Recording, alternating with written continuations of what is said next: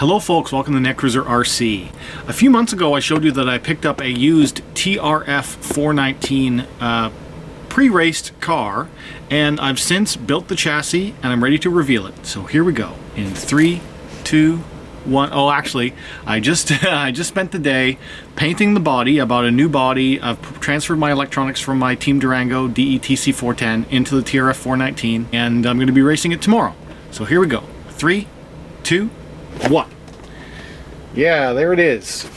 Chose the Protoform Type S, which is an unlicensed version of the Tesla Model S. Pretty cool that it's an electric race car that's based off of a electric car. So I like how it turned out. I chose not to put the front grille decal on because Tesla has since revised their front end a little bit, and now it looks more like this one where there's almost no grille at all. Yeah, like that. Sponsored by Netcruzer RC Tech Cars. Yeah, so 2019 season, I'm not sponsored by anyone this year except for myself. At this point anyway, I have not signed any contracts for 2019. We're just gonna go out there and have some fun. I've got this all ready to go for 17.5 stock sedan racing, and I'm pretty excited about it. So new body, and here's my new chassis. I've now retired the Durango, and we've moved up to a Tamiya TRF419. Everything pretty much just popped out and popped in. I mean, it's taken me a few hours to do this, but still, I didn't have to resolder anything. I mean, I could to make it a bit nicer, but everything fits for now as a mock-up. And let me just tell you, this thing has got some crazy good steering. I've already adjusted my steering endpoints and everything, and this is, I believe it's 120 degrees to hit the bump stop on that. 100 degrees is perfect on this side. Now at first glance, this and the Durango chassis look almost identical, but there are some significant differences to the quality and things like the steering throw. This almost has like drifter style steering throw. The bell crank system is really good. Let me move the camera a bit. This is my transponder up front. I do have it set where I can move it around because I do move these from race car to race car. TRF shocks. All upgrades have been done to this car. The previous owner, I asked him, what have you done to this thing? And he said everything. Anything that was an upgrade option available, he put on it. So I don't know exactly everything that's been done over and above the stock kit, but this is the TRF419 that I now own. One downside to this is that it's basically so advanced that it's illegal. Weight-wise, when I built it, it came in totally finished at 1,315 grams. That's too light. For the type of racing that I do, you need a minimum of 1,380 grams, 1,380. So I had to add 65 grams of lead weights. 4 bricks there, I added 4 bricks there, and I have another one somewhere too. Yeah, this one on top of the receiver. I needed to add a lot of weight to this to make it legal. I'm also trying a new style of rim and tire. This is the Jayco Racing Green Dot. They're brand new, so they have a little bit of a manufactured feel to them, and I'm gonna have to do like a burn it on the carpet tomorrow and get it ready to race. Kept the electronics the same, so the electronics are not all that pretty, but they work. Sky RC Aries Pro 17.5 motor. I really like these Aries Pros.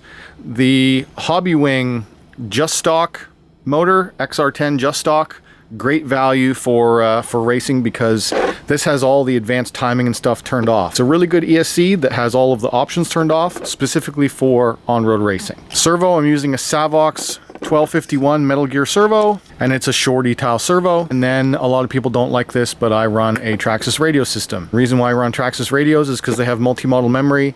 I have the Bluetooth app in my phone, and I use the application on my phone to do all of the advanced functions such as steering endpoints, exponential, calibrations, all that stuff. That's my new race car, and I think that's all I have to say about it, other than since I picked this up from a very experienced racer, this car used to belong to Rami In Zen, and he's traveled the world racing Tamiyas. I kept all of his same shock setup. I kept all of his same diff setup. This does have a rear gear differential, and just like the upgrade that I did to my TA07 Pro, it has a locked front spool.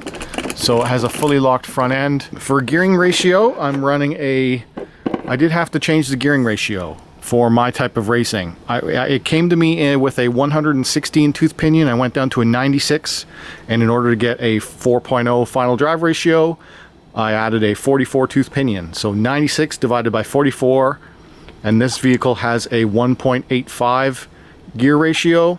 So you take your spur, you divide that by your pinion, and you times that by your drive ratio. So in this case, it's 96 divided by 44 times 1.85 gives me a 4.03 FDR. We are pretty much as set up as I can be here on the bench to try it on the track tomorrow.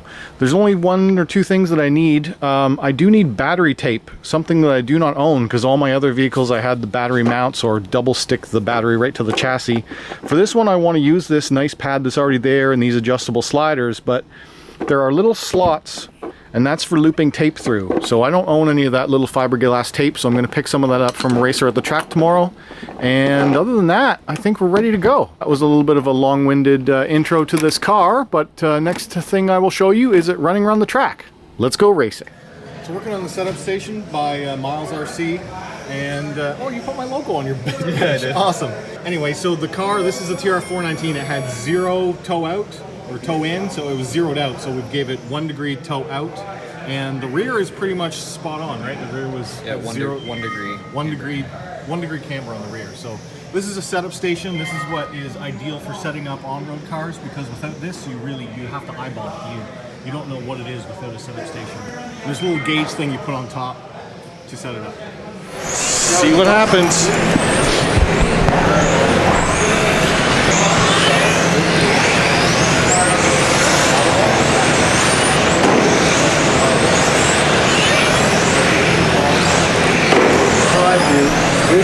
So I don't know if you saw that, but the body tuck problem, it really tucked itself under, because this is this like super pro light body. I'm not sure that's going to be good, because it can get caught up on itself really easy like that. Have to trim that back some more.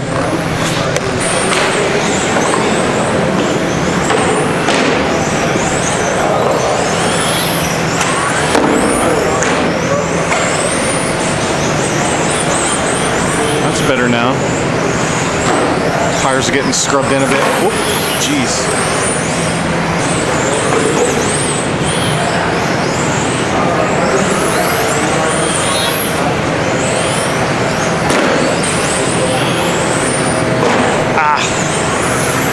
I'm trying not to break a C-hub before we even start. This is just practice, early morning practice.